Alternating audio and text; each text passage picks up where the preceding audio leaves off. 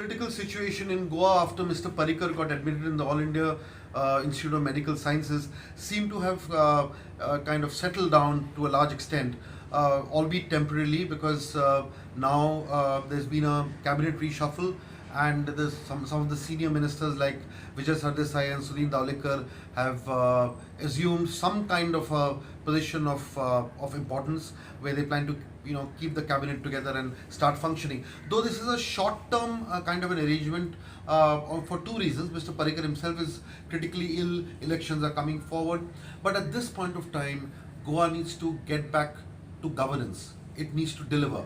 The administration needs to streamline itself and start functioning.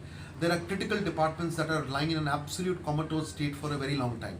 Mining, for instance, the issue is that if there is no movement or a solution to the whole mining crisis, Goa is going, staring into a barrel. Either you revive mining, or you try and ensure that alternate sources of income are generated. The job front is very critical, because there are no jobs being created. There are no manufacturing industries that have come in. A job policy has to be perfectly orchestrated and outlined. That is not being done. The youth are getting disillusioned. These are serious problems that Goa faces.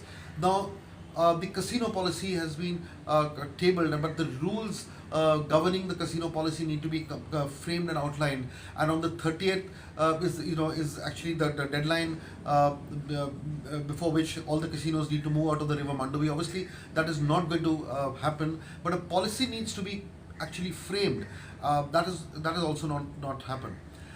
Interestingly, the ministers have been told to prepare short-term and long-term goals for each of the departments. Now, there is a grave doubt whether any of the Goan ministers have done short-term or long-term goals for the departments, because there is little thinking in their approach. If you look at tourism, you look at power, you look at urban development, there are so many departments that need proper outlining of priorities, which has also not happened. So now is the time to get down to the basics and deliver, because the code of conduct will soon be in place for the Lok Sabha elections in 2019.